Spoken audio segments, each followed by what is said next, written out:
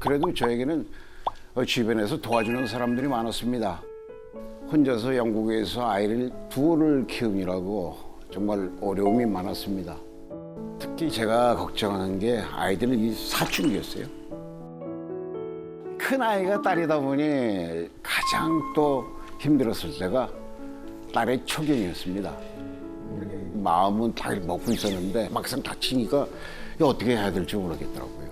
그때 친하게 지냈던 이 아주머니에게 조언을 구했습니다. 제가 이게 어떻게 하면 좋겠습니까? 그랬더니 케이크하고요 꽃이랑 이렇게 선물 주면서 축하해 주라고 하더라고요. 그분들의 조언을 따라서 제가 이 딸한테 선물을 주면서 축하한다고 했더니 우리 딸이 그냥 깜짝 놀라는 거예요. 그런 일화도 있었습니다. 저한테 내밀어준 고마운 도움의 손길이 없었더라면 아마 레토처럼 제 영국 생활도 정말 고달프고 무의로웠을 겁니다. 그런데 어느 날 계산기를 이렇게 내가 이렇게 두두두 이렇게 두드려 보니까 우리 애들을 대학교까지 못 보내겠구나 그런 생각이 들더라고요. 결국 영국 생활 4년 만에 혼자 한국으로 돌아와서 다시 연기를 시작했습니다. 돌아오고 나서는 참 많이 막막했어요. 영국으로 가기 전에는 뭐 여러분들 잘 아시겠지만 한정세가죠. 네. 봉수. 그렇죠. 또 제가 인기 있는 배우였었거든요. 그런데 모든 걸 내려놓고 떠난 한국에서 다시 연기를 내가 시작할 수 있을까? 참 많이 걱정도 됐고요. 몇몇 분들이 뭐 작품을 함께 하자고 제안을 해주셨지만은 제가 선뜻 나서지 못하고 있을 때 에릭 히톤의 이야기를 떠올렸습니다. 어느 신성한 숲 중앙에 아주 이 거대한 참나무 한 그루가 있었습니다. 그 나무는요, 대지와 곡물의 여신이자 숲과 나무들의 수호신인 데메트르 여신에게 봉헌된 나무였습니다. 하지만 신을 경멸하고 우습게 생각했던 에릭 시터는 주변의 만류에도 불구하고 도끼로 이 참나무를 베어버리는 만행을 저질렀습니다. 이 일로 인해서 데메트르 여신은 너무 크게 분노를 합니다. 그리고 동정받지 못하게 동정을 불러일으킬 무서운 벌을 내리기로 결심을 하죠. 에? 그게 뭐지? 동정은 받지만 동정을 받을 수 없는 거면은 사람들이 일단 나한테 접근 못 해야 돼요. 몸에서 냄새가 나거나 아니면 고슴도치처럼 저 몸에 뭔가 뾰족뾰족한 뭐 외형이 변화되거나 이런 느낌일 것 같은데. 어우, 훌륭하죠? 안 훌륭합니다. 바로요, 허기예요. 네? 배고픔, 허기. 데메테르는 허기와 기아의 여신인 파메스에게 에릭 시톤의 뱃속에 들어가가지고 음식을 먹고도 계속 이 배고픔에 시달리도록 만들어 달라고 합니다. 너무 고통스럽겠다. 너무 괴롭겠다. 너무 싫은데. 최악이다, 최악. 그림 속 오른쪽에 빼빼 마른 여자가요, 바로 허기와 기아의 여신인 파메스예요. 무지개 여신 이리스로부터 데메트르의 명령을 전달받고 있는 거죠. 그리고 왼쪽 이렇게 귀퉁이를 보면요, 자고 있는 에릭 시톤과 파메스 모습 보이죠? 네. 들어가는 거구나. 데메트르의 명령을 받은 파메스는 에릭 시톤의 집에 찾아가서 깊은 잠에 빠져있는 에릭 시톤을 두 팔로 깨어나요. 그리고 이 목과 가슴, 입안에 숨을 크게 불어서 허기를 꽉꽉 채워넣습니다. 자, 이제 에릭 시톤은 아주 큰일 났습니다. 신의 저주를 받은 에릭 시톤은 집에서 깨어나자마자 견딜 수 없는 허기에 시달려요. 하인들에게 먹을 수 있는 모든 것을 사오라고 시킵니다. 하지만 항상 차려진 그런 음식들을 먹고도 허기는 채워지지가 않아요. 야, 이것들아! 왜 먹을 것을 너 안 가져오는 거야? 더 가져오란 말이야! 더! 온 세상 사람이 먹을 수 있는 그런 양을 먹고도요, 이 에릭 시톤의 걸신들인 시장기는 해결되지 않습니다. 결국 조상한테 물려받은 재산도 탕진합니다. 심지어는 먹을 음식을 마련하기 위해서 바로 이것까지 팔아넘깁니다. 뭘까요? 이것? 자, 이 그림은요, 그리스 로마 신화 속 에릭 시톤의 내용 중 한 장면을 그린 건데요. 이 그림 안에서 어떤 모습이 보입니까? 일단 저 음식이 보이고 네. 거래를 하고 있고요, 네. 남자들이. 뒤에 집이 보이면 집 한 거 아니에요? 집값이 땅값이 올라서. 야, 뒤에 저 방청객분이 정답을 말씀하신 것 같아요. 뭐라고요? 저 직접 말씀해 주시겠어요? 무슨 거래예요? 자신의 딸을 한 것 같아요. 맞습니다. 오. 밑에 딸을 쳐다보고 있구나. 네, 에릭 시톤이 판 건 바로 자기 딸이었습니다. 아이고야. 하지만 에릭 시톤의 식탐은 이건 계속 더 커지기만 해요. 돈은 다 떨어지고 더 이상 먹을 음식이 없자 에릭 시톤은요 바로 자기 팔다리와 자기 사지를 뜯어먹습니다. 결국 에릭 시톤은 뭐가 남았겠습니까? 뼈. 뼈까지 먹었어요. 진짜요? 그럼 뭐가 남아? 마지막은 먹어야죠. 이만 남았어. 자, 이만 남기 제 목숨을 잃고 맙니다. 근데 왜 데메테르 여신이 내린 벌이 허기였을까요? 일단 데메테르 여신의 저주를 저도 받고 있는 것 같아서 저도 참 잘 먹거든요. 잘 먹는데 네. 그 심리학에서는 그런 얘기 많이 합니다. 가장 불행한 사람 중에 하나가 만족을 모르는 사람이다라는 얘기 많이 하거든요. 그러니까 만족을 모른다는 게 끊임없이 이제 그 채워야 되는 사람인데 만족을 모르면 결국 멈추지를 못하고 멈추지를 못하면 그 행동을 계속한다. 그래서 불타 없어진다, 소진된다, 네, 자멸한다라고 얘기를 하거든요. 그래서 만족감이 가장 지혜로운 사람의 그 덕목 중에 하나인데 허기를 벌로 내렸다는 건 지혜를 아예 없애버린 것과 똑같은 셈이 되지 않았을까 저는 그런 생각이 좀 들어요, 그냥. 저는 이 에릭 시톤의 이야기를 볼 때마다 자연과 욕심에 대한 경각심을 일깨워주는 얘기라고 생각을 합니다. 이 참나무를 베기 전까지만 해도 에릭 시톤은 부족함이 없이 살았습니다. 하지만 본인의 힘을 과시하고 싶은 욕구와 욕망, 탐욕을 이기지 못하고 참나무를 팍 베어버립니다. 주어진 환경에 만족하지 못하고 욕심을 부린 거죠. 채워지지 않은 욕심을 계속 부리다가 결국 가지고 있던 것마저도 다 잃어버리게 된 겁니다. 저도 아이들 문제도 있고 내가 어떻게 다시 연기를 하지 이런 생각이 들 때 저는 에릭 시톤의 이야기를 떠올렸어요. 그 아이들 유학비로 밑빠진 독에 물 붓기로 열심히 일했던 것 같아요.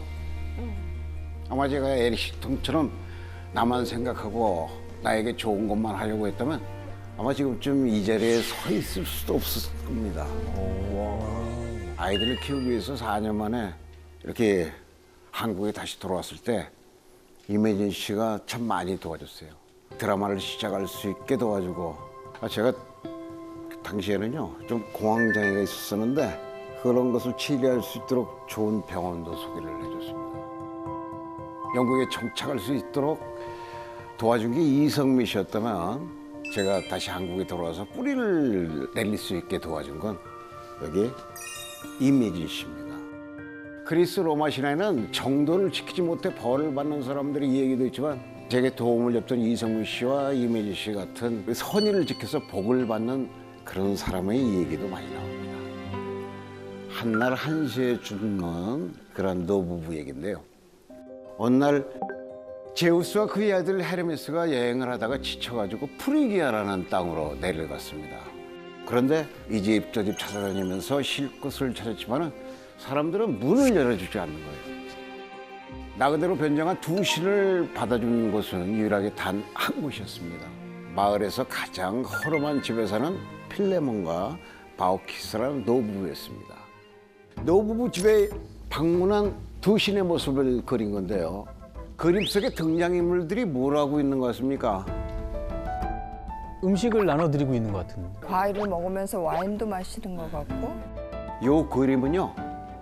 마을에서 가장 허름한 집에 살고 있었으니까 대접이 변변치 않은 건 말도 할 수가 없죠. 하지만 노부부는 가난한 삶 속에서도 일행을 정성껏 대접을 했습니다.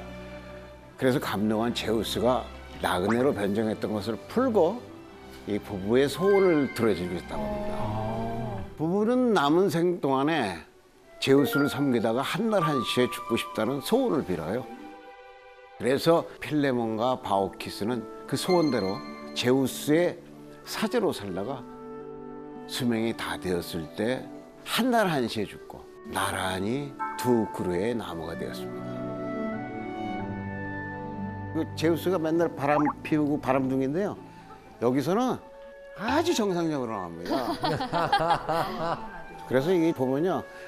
올림포스 12신도 어떤 그 특징 중에 이렇게 특징이 있는데 그 속에서 나쁜 그런 역할만 하는 게 아니고 때때로 좋은 역할도 한다는 걸 저 기억해 주시고요.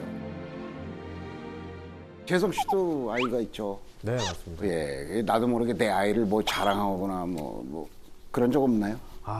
너무 그러고 싶은데 많이 참는 편입니다. 왜냐면 이제 제가 네. 애 없을 때 주변에서 이제 결혼한 형들이 야 이거 봐봐 너무 예쁘지 않냐를 저는 하나인데 사진 자랑. 주변에 아이 있는 형들은 막 한 10명 되는데 그 형들이 와가지고 다 하나씩 보여주니까 사실 아기 때 똑같이 생겼잖아요.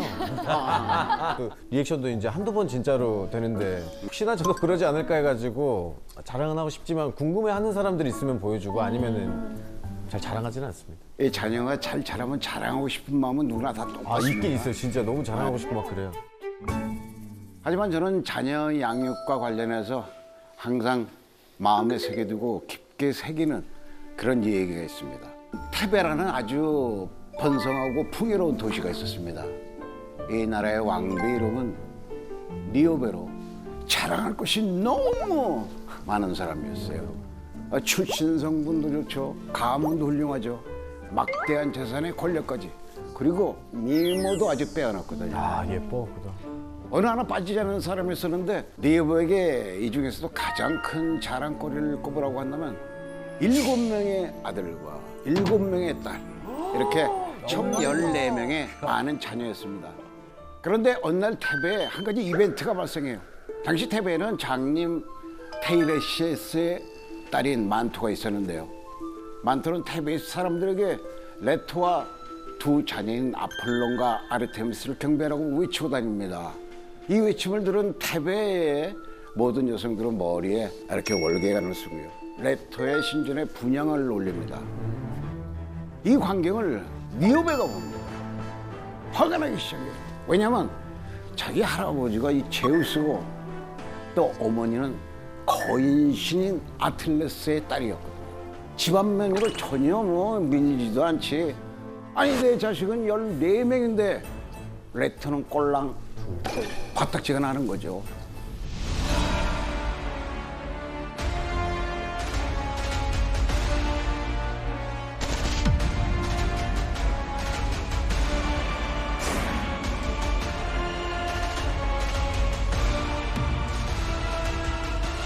이러면서 찬양의식을 못하도록 이 회방을 놓습니다. 그러자 감히 애들 조금 많다고 나를 무시해? 니오베에게 몰당한 레토는 화가 나서 아폴론과 아르테미스에게 복수를 시킵니다. 과연 아폴론과 아르테미스는 니오베에게 어떤 복수를 했을까요? 아이들을 막 자랑하고 그랬으니까 뭐 아이를 없애거나 뭐 이러지 않았을까요? 아니에요? 너무 센가? 아니 그럴 수 있죠. 그 신들인데. 신들이니까. 자, 지금 보시는 사진은 제가 이탈리아 피렌체의 우피치 미술관에서 직접 찍은 겁니다. 이 큰 방 안에 니오베와 그 자녀들이 이렇게 조각되어 있는데요. 네. 얼핏 보면 효자손으로 등을 긁는 건가 아니면 이제 곰방대로 이렇게 뭐 네 등을 긁는 건가 이렇게 싶기도 하지만은 자세히 보면요. 화살. 화살이 꽂혀 있습니다. 네. 그래서 니오베의 14명을 모두 죽이는 복수열전이 시작된 겁니다. 진짜요? 진짜 다 죽여요? 니오베의 오만과 교만으로 인해 죄 없는 자녀들이 죽음이라는 벌을 받게 된 거죠.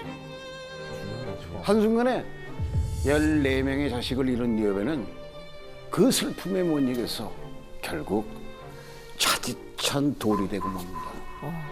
이 두 아이를 키우는 아빠의 입장에서 제가 이 이야기를 보고 느낀 건요. 자식에게 감나라 배나라 간섭한다고 뭐 잘 크는 건 아니라는 그런 생각이 듭니다. 제가 딱히 아이들한테 이렇게 저렇게 간섭하진 않았습니다. 그냥 아이들을 어떻게 하면 남부럽지 않게 잘 키울지 고민하고 또 묵묵히 아이들 뒷바라지만 했을 뿐입니다. 딱 한 가지 간섭한 게 있네요. 우리 아들이 모든 물건에 이렇게 각을 딱딱 맞춰야 하는 약간의 이 강박증이 있었어요. 그 강박증을 없애라고 한 2년 정도 아들이 이렇게 막 이렇게 탁 다 이렇게 잘 정리하고 그러면요. 뭐 제가 들어가서 야 하지 마. 엎었어요. 그랬더니 지금은 아주 개차반입니다. 야, 여기. 하여튼 뭐 아이들은 부모가 간섭한다고 뭐 잘 크는 건 아닌 것 같습니다. 부모가 부지런히 사는 모습을 보여주면 자연적으로 따라오고 있는 것 같아요. 절친.